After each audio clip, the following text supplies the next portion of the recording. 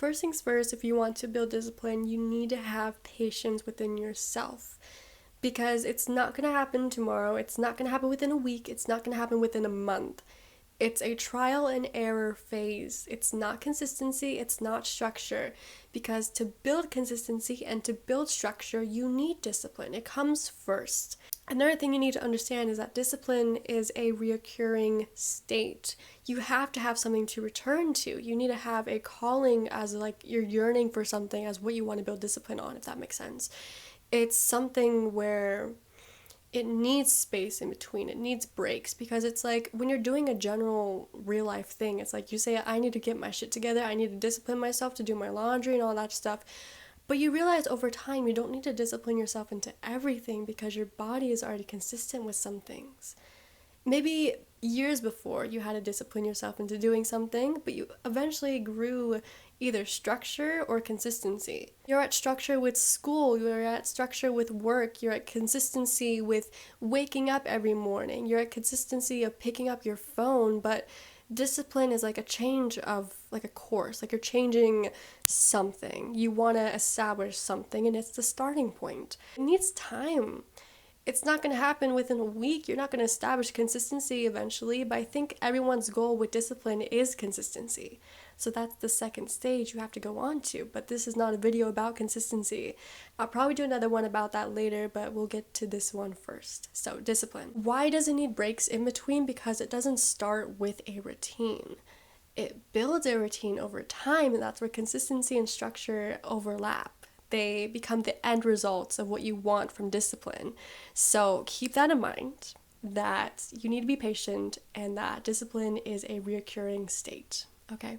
The third thing is to simply move your body. Go for a walk, do some dancing, or tour the town or whatever space you're in, because it's like, if you can get yourself to simply raise your hand in class or just simply get up and go outside for a few moments, you can easily get your body to simply move, to go and do some work that you need to get to.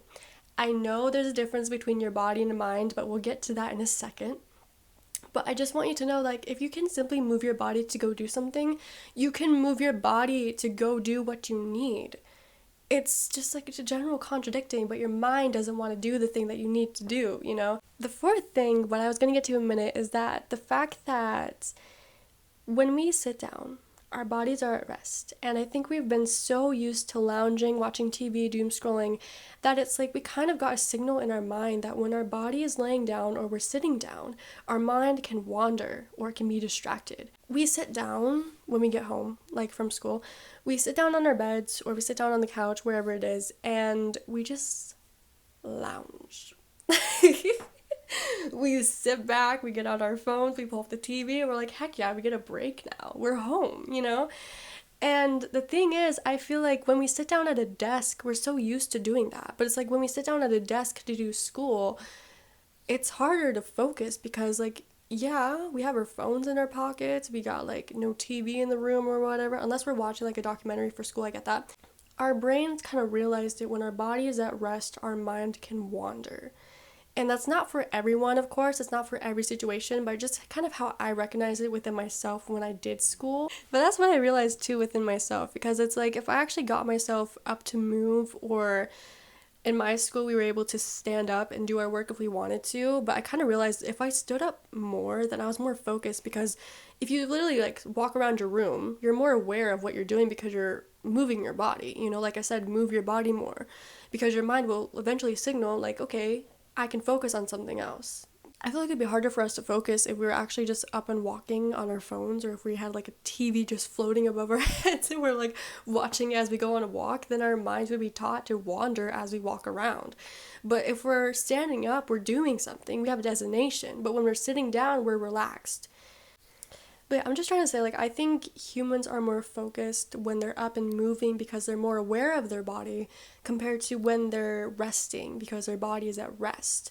And like I keep on saying, when your body is at rest, your mind wanders because that's how it is wired nowadays. We're more distracted when we're rested because our body's not doing anything but holding us up.